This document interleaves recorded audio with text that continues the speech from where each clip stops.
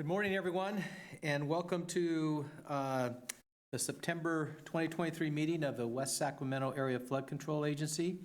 Would you please join me in the Pledge of Allegiance? Pledge allegiance to the flag of the United States of America, to the republic which stands, one nation, under God, indivisible, liberty and justice for all.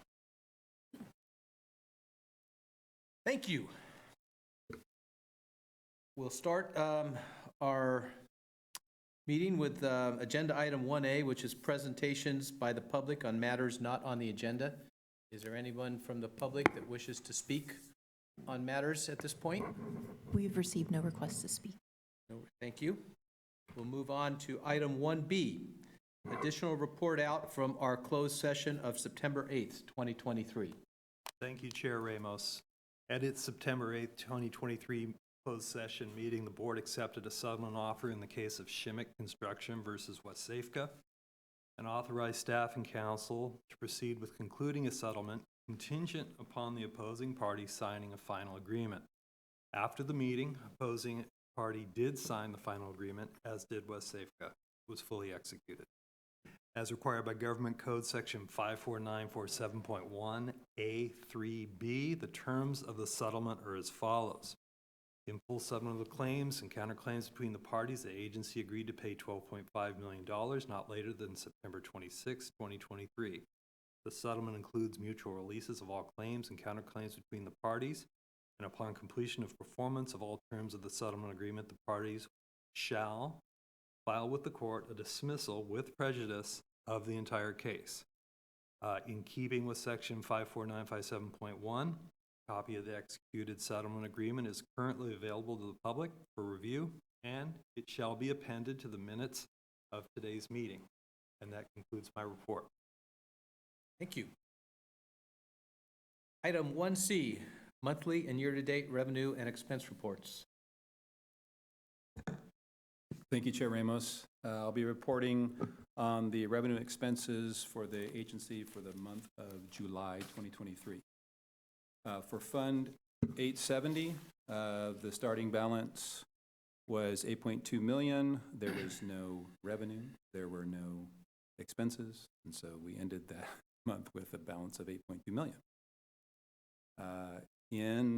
For Fund 871, we had a starting balance of $9.5 million. There was no revenue. Expenses were a little over $87,000, and that was for staff time on various different work orders and projects.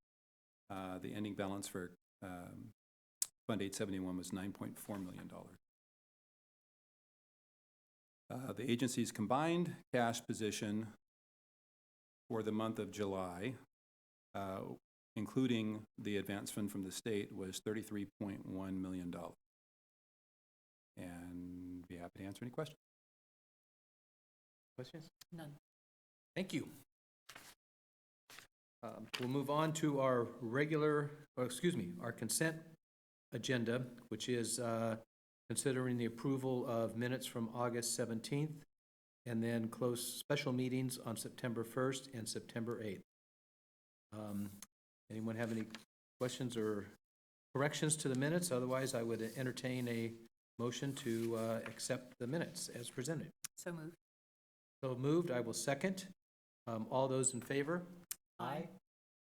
Any opposed? Motion carries. On to our regular agenda, which is item 5A, WSAFCA project updates. Thank you, Chair Ramos. Before I get started, I'd like to turn the mic back over to WSAFCA Council. Yeah, good morning. And since the time that the parties executed the settlement agreement, both Shimmick Construction Company and the agency have performed under the settlement agreement. All payments in settlement have been made. All their conditions have been satisfied. The case has now been dismissed through the filing of a mutual dismissal with the Yolo County Superior Court. And the case is all over. That's it.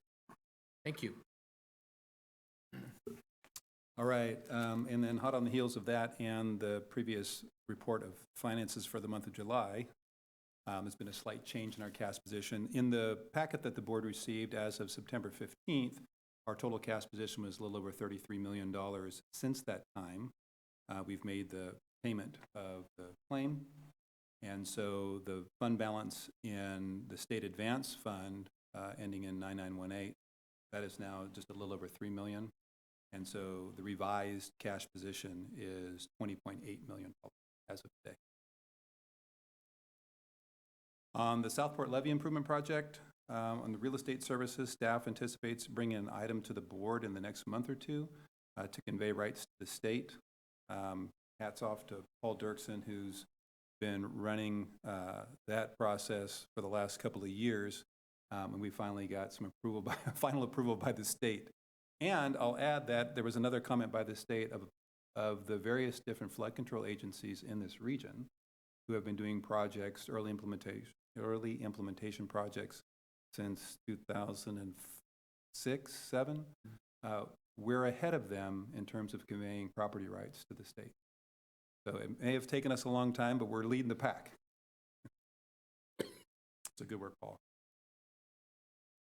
For Southport Restoration, the packet reports that River Partners is working to repair a damaged fish screen that hit by a tree floating down the river.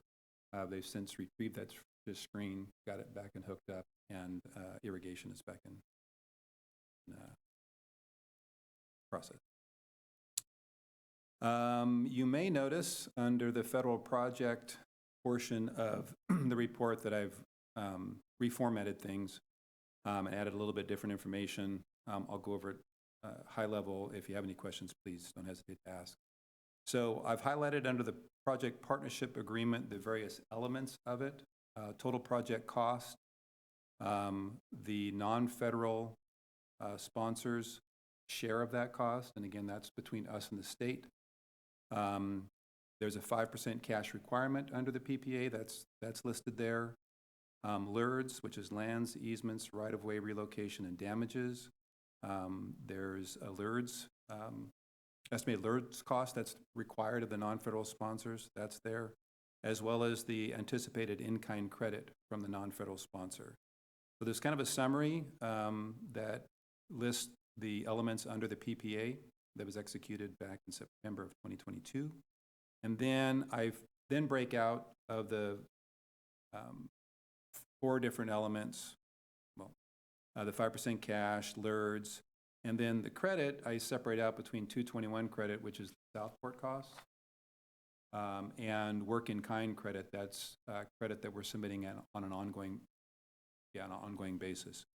But they're still part of the same overall credit under the PPA. So, having said that, 5% cash. In June, a cash payment was made to the Corps of a little over $2 million, and we just received a new cash request of a little over $3 million. The previous payment we made on behalf of the non-federal sponsors out of the State Advance Fund, and we anticipate closing out the State Advance Fund with making the next cash payment of $3 million. Under LERDs, the only LERDs that we've done thus far is obtain right-of-way for the construction of Yellow North and South. But staff did issue an RFP for right-of-way services to support the LERDs effort moving forward. The first big effort is going to be with Sac River North, contract 1S, and then subsequent contracts after that. So we expect to bring something to the board probably in November to award a professional services contract. That's going to be the big lift for the agency working in coordination with the state moving forward. Hey, Greg, does that LERDs cost, do they count towards the 35%? Yes. Okay. Yeah, all of the non-federal sponsor costs, all 4 of these categories that I'm listing, they all are part of that 30. Under the Section 221 credit, the agency submitted in 2022 the first package for construction credit for Southport. That value is valued at $116.6 million. And then a year later, we submitted our first LERDs credit package to the Corps for Southport, and that was for a total of about $44 million. And there'll be a couple more credit packages submitted under each of those categories, vis-a-vis the claim that we just paid and other costs. So we will report out on those as we submit them. And just to note, credit packages, 221 credit packages often take 3 to 5 years to review and approve by the Corps. So they are carrying these costs, these 221 credit submittals, as if they're approved. And then adjustments will be made later on down the road on the exact amounts that are approved. And that's good for the agency. We're way ahead of our cost share under that scenario. And then the work-in-kind credit, to date, the agency has submitted just over $5.6 million in work-in-kind, primarily through the design of Weibel North and South, as well as the PED work on Sac River North. Any questions on that? The format or the data? I expect the report outs on those, especially on alerts, to get quite, there's going to be a lot more substance as we move forward. Under the Yellow Bypass East Levee South project, the PG&E did remove their pole, finally, and the berm is almost complete, berm construction. And now, as of a report out from the contractor, the construction management group on Tuesday, all work is expected to be completed the first week in October. So things are moving along ahead of schedule. And then Yellow Bypass North, there really hasn't been any movement since the last time we reported, other than the notice to proceed was issued on September 5th.